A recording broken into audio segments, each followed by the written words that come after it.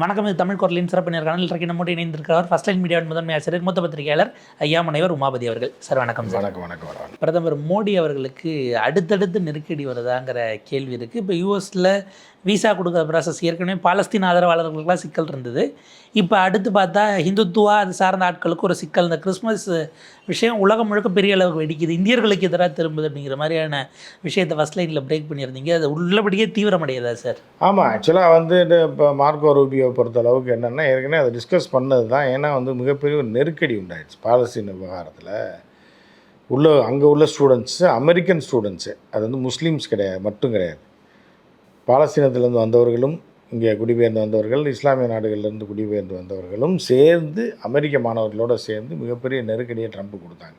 அதோட விளைவாக தான் இந்த போரை நிறுத்த வேண்டிய கட்டாயத்தாச்சு. இவங்களோட பிளான் என்ன அப்படின்னு பார்த்தா, நம்ம ஏற்கனவே பல முறை என்ன இருக்குன்னா, பாலஸ்தீனத்தில் உள்ள மக்களை பூராமே அங்கேருந்து அப்புறப்படுத்தி ஆஃப்ரிக்கன் கண்ட்ரிக்கு கொண்டு போய் 2-3 கண்ட்ரிகிட்ட பேச்சுவார்த்தை நடத்துகிறாங்க. இதில் ஒட்டுமொத்தமாக உனக்கு உயிராக ஊரை விட்டு ஓடுறியா, ஊரை விட்டு வெளில போனேன்னா உனக்கு வீடு ஏதாவது ஏற்பாடு பண்ணி தருவோம், தொழிலுக்கு எதாவது பண்ணி தருவோம், நீ இங்கே இருந்தேன்னா குண்டை போட்டு கொண்டுருவோன்ற ஸ்டைலில் தான் போனாங்க. அது அமெரிக்கா பார்ட்னர். அதில் பார்ட்னர் ஆக்கி இதை வந்து ஃபுல்லாகவே என்னென்னா காசாவை சுத்தப்படுத்திட்டு நாங்கள் அந்த பில்டிங்கெல்லாம் அப்புறப்படுத்தி நல்ல கட்டடம் கட்டினதுக்கப்புறம் உங்களை கூப்பிட்றோம், நீங்கள் வாங்க அப்படின்னு மொத்தமாக ஆட்டையை போடுறதுக்கு பிளான் பண்ணாங்க அமெரிக்காவும் இஸ்ரேலும். பிளான் போடும்போது இது எல்லாம் மக்கள், ஆனால் மக்கள் வந்து பாலஸ்தீன மக்கள் அங்கே போக தயாராக இல்லை, அழிச்சிட்டாங்க. கிட்டத்தட்ட ஒரு 20-30% மக்களை வந்து அழிச்சிட்டாங்க. கட்டடங்களை பூரா ஒரு 50% கட்டடங்களை நார்த்து காசாவில் பூராத்தையும் காலி பண்ணிட்டாங்க.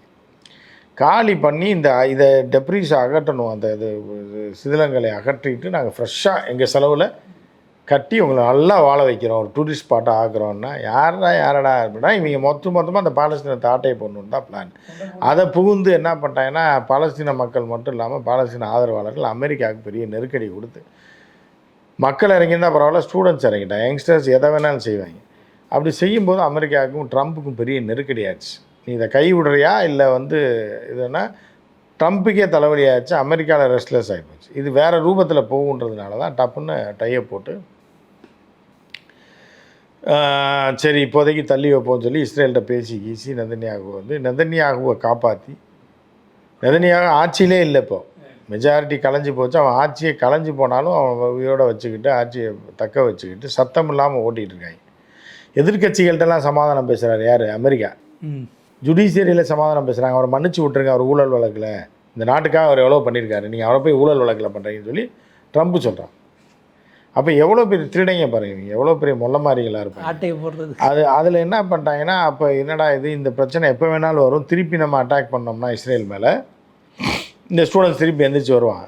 அதனால் யார் இதிலெல்லாம் ஈடுபட்டான்னு முக்கியமாக பொறுக்கி வெளிநாட்டிலேருந்து வந்தவனாக இருந்தால் அவனை பூரா தூக்கி விசாவை கேன்சல் பண்ணி துரத்தி விடு.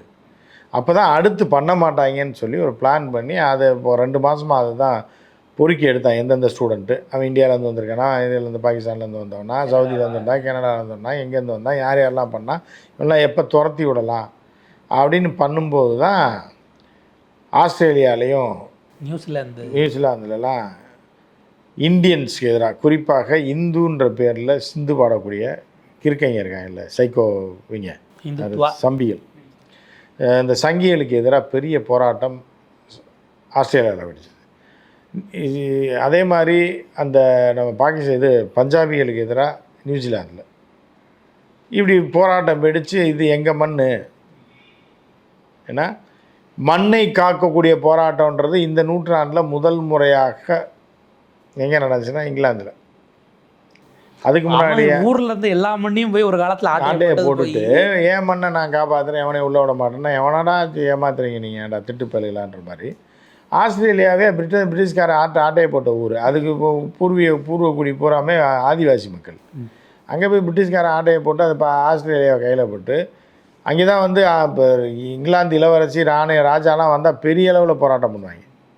இங்கே பார்லிமெண்ட்லேயே ஒரு இப்போ எம்பி என்ன பண்ணிட்டாப்புல, இப்போ சார்லஸ் மன்னர் அப்போ கிழவரசராக இருக்கும்போது அங்கே போனப்போ மிரட்டி விட்டுருச்சு, நேராக குதிச்சு வெளியே போ, இங்கிலாந்தே வெளியே போ, இன்னுமா ஏன் இங்கே வர, நீ எவனை யார் இங்கே வர சொன்ன, எங்கே மண் அப்படின்னு சொல்லி போராட்டம் பண்ண. இங்கிலாந்துக்காரனே விரட்டுறவங்க இந்த சங்கியில் விரட்ட மாட்டாங்க, சங்கி மேலே பயங்கர கடுப்பில் இருக்கு. இப்போ எப்படி அடித்து துரத்திட்டாங்க. அவங்க என்ன பண்ணுறாங்கன்னா இந்த சங்கி துப்பாக்கூர்கள்னால இவன் வந்து இந்துத்துவா கொள்கையை கடைபிடிச்சி இந்த மாதிரிலாம் இங்கே உள்ளவனை பண்ணுறதுனால அங்கே போய் ஏற்கனவே படிச்சுட்டு நம்ம ஆட்கள் வேலை பார்க்குறாங்களே இந்தியன்ஸ், இவங்களுக்கு ஆபத்து. நீண்ட நாட்களாக சகோதரத்துவத்தோடையும் நட்போடையும் வாழக்கூடிய மத தீவிரவாதத்தை காட்டாத இந்துக்களுக்கும் பிரச்சனை அப்போ ஆரம்பிச்சு. அது நியூசிலாண்டு எல்லாமே யூரோப்பியன் கண்ட்ரீஸ்லாம் அடுத்தடுத்து அடி வாங்கி இந்த மோடி ஆட்சினால் இந்த ஆர்எஸ்எஸ்னால எல்லாத்தையும் அடித்து துரத்த போகிறாங்க. அதாவது அந்த ஊர் சீமானாக இருக்கிறவங்களாம் இப்போ விழிச்சு வெளியில் வராங்க. சீமான் ஒரு ஃப்ராடு, சீமானை போய் அப்படி கோர்க்க முடியாது. சீமான் வந்து பேசி அந்த மாதிரி பேசி வாயில் போடுற ஆள், அவங்க வந்து உண்மையான ஆள். அவங்கள பார்த்து தான் சீமானை பார்த்து, அதாவது ஒரு ரைட் விங்குக்கு இன்னொரு ரைட் விங்காக ஆப்போசிட்டாக போதுன்னு நம்ம எடுக்க வேண்டியிருக்கோம். தூய்மைவாதம் பேசுகிறவங்க இங்கே இந்தியன் ரைட் விங்குக்கு எதிராக சர்வதேச ரைட் விங்குகள்லாம் ஒன்று சேர்ந்தாங்கன்னா டோட்டலாக இந்தியர்களுக்கு பெரிய பாதிப்பாக எல்லாம் அடித்து துரத்த போகிறாங்க. நம்ம ஆட்கள் தமிழர்கள் தான் நிறையா இருக்கான், அந்த முட்டா பசங்க கம்மி தான். அமெரிக்காவில் இருக்கான், பூராத்தையும் அடித்து துரத்த போகிறாங்க. ட்ரக் ஓட்ட போய் சட்டவிரோதமாக போனது அது தனியாக விலகு, அது தனி, அது வேறு மேட்ரு, இது வேறு மேட்ரு.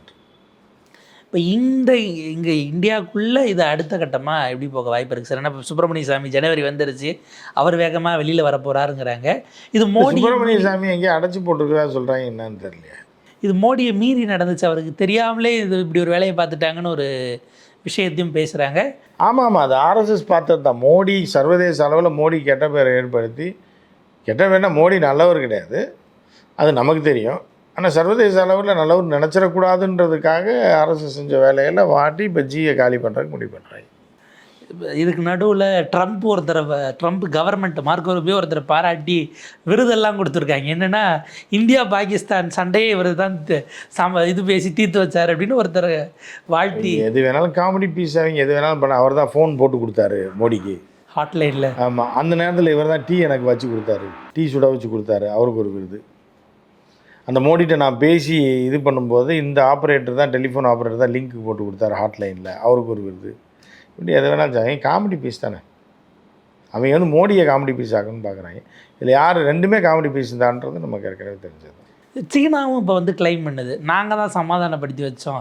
இந்த போர் மட்டுமில்லை, தாய்லாந்து, கம்போடியா, இஸ்ரேல், ஹமாஸ், பாலஸ்தீன விவகாரம், அவங்களும் ஒரு பங்கு இருக்குது, அவங்களும் பேசுவாங்க. ரஷ்யாவுக்கும் இவங்களுக்குமான அந்த விஷயத்தெல்லாம் பேசுவாங்க. இப்போ ஒரு கல்யாண வீட்டில் பொண்ணு மாப்பிள்ளையை பேசுகிறதுக்காக, தட்டு மாற்றுறதுக்காக 10 சொந்தக்காரன் போவான்ல, தாய் மாமன் தான் மாற்றுவான். இருந்தால் கூட சேர்ந்து நானும் தாங்க பேசினேன், இல்லைன்னா 40 பவுனில் முடிச்சிருப்பாங்க. நான் கொஞ்சம் அழுத்தம் கொடுத்து 60-65 கேட்டதுனால தான் 55 நாள் 50 பவுனில் வந்து நின்றுச்சு. நான் தான் அது காரணம்னு. முக்கியமாக என்ன சொல்கிறான்னா, ஏங்க கடன் எடுத்து விட்டுருப்பாங்க, 5 லட்ச ரூபா டவுரி கேட்டாங்க. அப்புறம் நான் பேசி அவன் ஒன்று விட்ட மாமனாக இருப்பான். நான் தான் அப்புறம் சொன்னேன், அவளெல்லாம் முடியாதுங்க, கஷ்டப்படுற வீடு 3 லட்சம் தான் கொடுப்போன்னு சொல்லி நான் தான். இப்படி ஆளுக்கு சொல்லுவாங்க. மெயின் தாய்மாமன் ஒருத்தர் இருப்பான், அவன் தான் அமெரிக்கா, அவன் தான் சொல்லி தான் நிறுத்தியிருக்காங்க. கடைசியாக தட்டு மாற்ற அவர் சபையில் உட்கார்ந்தாதான் நான் மாற்றினன்ற மாதிரி தான் மாற்றிருக்காங்க. அவங்க அதை தான் சொல்கிறாங்க. ஜி வந்து அதை ஒத்துக்க மாட்டார். இல்லை, இப்போ ட்ரம்ப்பு சொன்னதுக்கு நேராக ட்ரம்ப் பேரையே சொல்லி நான் இல்லைன்னு சொல்கிறதுக்கு நம்ம ஜிக்கு என்ன நெருக்கடி? அப்படி அப்போ உண்மைன்றதுனால தானே இல்லைன்னு சொல்ல முடியலன்றது தான் பிரச்சனை. அதனால் அவர் தான் தாய்மாமன்றது ஊருக்கே தெரிஞ்சது. தட்டு அவர் தான் மாற்றிருக்கான்றது தெரியுது. சைனா மித்த ஆட்கள்லாம் வந்து கூட இருந்து ஒத்து ஊதியிருக்காங்க. பழத்தை எடுத்து தட்டில் வைக்கிறது, அப்புறம் பிடிச்சி கொடுக்கும்போது ஒரு கையை பிடிச்சி கொடுக்குது, அதுக்கு இது மற்ற மேலத்துக்கு ஆர்டர் சொன்னது, அதெல்லாம் ரெடி பண்ணது, அதெல்லாம் இவங்க அந்த போரை நிறுத்துறதுக்கு ரெடி பண்ணது அந்த மாதிரி.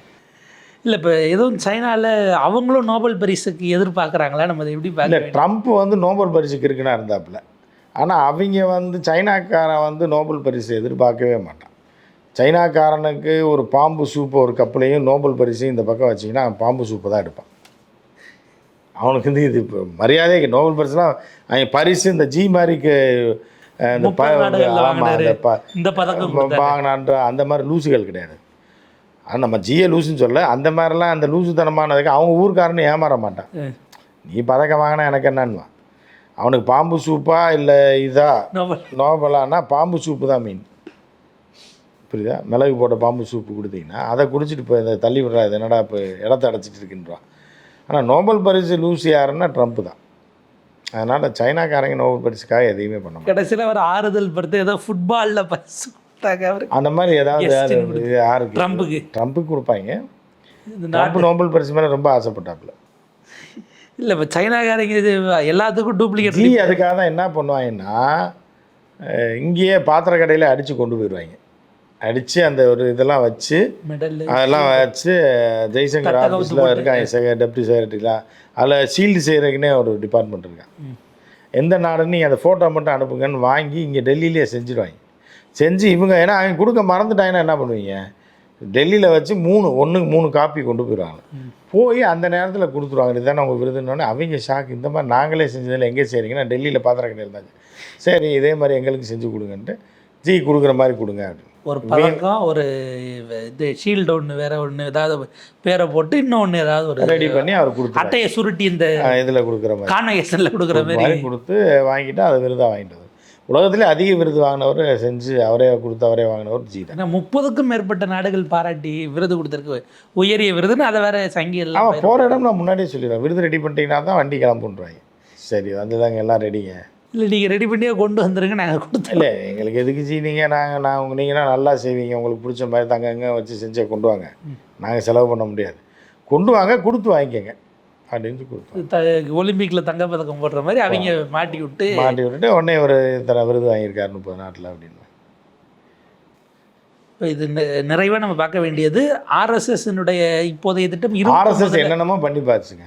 இப்போ கடைசியில் ஜியை ஒழிச்சு கட்டணும் அப்படின்னா எதிராளி மேலே கல்லை விட்டு எறிஞ்சோம்னா அவன் ஜி மேலே எறிவான் அப்படின்றது தான் இப்போ சர்ச்சை அடிச்சுன்னு இருக்குது. இப்போ அவங்களுக்கு திட்டம் 29ல் நம்ம நினைக்கிற ஆளை உட்கார வைக்கணும், அமித்ஷா வந்துடக்கூடாது, அமித்ஷாவும் இருக்கக்கூடாது, மோடிஜி இருக்கக்கூடாதுன்றது தான் அவங்களோட பிளான். 29ல் முதல்ல அமித்ஷாவுக்கு மோடிஜி விட்டு கொடுப்பாரான்னு கேள்வி இருக்குல்ல. இல்லை அமித்ஷாவை கொண்டு வந்து தான் பார்க்குறாரு, கடைசி வரைக்கும் அவர் இருப்பார். முடியாத பட்சத்தில் டப்புன்னு அமித்ஷாவை கூட்டுறாரு. இப்போ இவங்க என்ன பார்க்குறாங்கன்னா முதல்ல அமித்ஷாவை அரசியல் விட்டு ஓரம் கட்டிட்டு காலி பண்ணிவிட்டு அப்புறம் மோடியை கை வைப்போம்னு இவங்க பார்க்குறாங்க. அதுவும் முடியலன்னா சர்ச்சில் கை வச்சோம்னா ஆட்டோமேட்டிக்காக அவங்க டென்ஷன் ஆகி. இப்போ ஒரு உதாரணத்துக்கு என்ன அப்படின்னா, இப்போ இருக்கீங்க, உங்களை நான் பழி வாங்க முடியல, 2 பேரும் நடந்து போகிறோம்னா ஏதோ படுத்துருக்க நாயை மிதித்து விட்டோம்னு வைங்க, அது உங்களை பிடிங்க கிடச்சோம். நீங்கள் கவனிக்காமல் போயிட்டுருப்பீங்க, படுக்க நாயை மிதிச்சு விட்டோன்னு அது குழச்சி உங்களை பிடிச்சி கடிச்சு விட்டோம். ரைட், நம்ம நினச்சது முடிஞ்சு. அப்போ நான் போய் ஐயோ என்ன அவ்வளோ நாய் கடிச்சிச்சா, போகாதையும் சொன்ன இந்த ஓரத்துலேயே போனீங்க, சரி வாங்க நான் ஹாஸ்பிட்டலில் கூட்டு போய் சேர்த்தேன் உங்கள் கதையை முடிக்கிறதுக்கு. அதுவும் இப்போ போலி ஊசி இந்தியாவில் பரவுதுன்னு வேறு போட்டிருக்காங்க, போலி ஊசியை போட்டு காலி பண்ணி விட்ருவாங்க. அந்த மாதிரி தான் போயிட்டுருக்கு. பிரதமர் அவர்களும் இப்போ கரெக்டாக போன வருஷத்தினுடைய அந்த கடைசி மன் கி பாத்தில் ஃபிஜி தீவு வரைக்கும் தமிழ் மொழியினுடைய பெருமை பரவி இருக்கு. அது இப்போ தான் அவருக்கே தெரிஞ்சிருக்கு. ஃபிஜி தீவில் நீங்கன்னா அந்த கரும்பு வெட்டுற காலத்தில் வந்து அங்கே இருக்காங்க, அந்த 200 வருஷமாக இன்னைக்கு தான் பார்த்துருப்பாரு. நீங்கள் சொல்கிற பாரதியார் 100 வருஷத்துக்கு முன்னாடி அந்த ஃபிஜி தீவில் கரும்பு வெட்ட போன தமிழர்கள் என்ன ஆனாங்க எல்லாம் பாட்டெல்லாம் எழுதியிருக்காங்க. பாரதியாரை பற்றி தான் ஜிக்கு நல்லா தெரியுமே, ஆனால் பாடி இருக்கணும், அதை பாடினாரா என்னன்னு தெரியல. பார்ப்போம் சார், இது அடுத்தடுத்து கெட்டதுக்கு எப்படி போகுது, என்னவா அது வருதுங்கிறத பொறுத்திருந்து பார்ப்போம். நேரத்துக்கு வருது.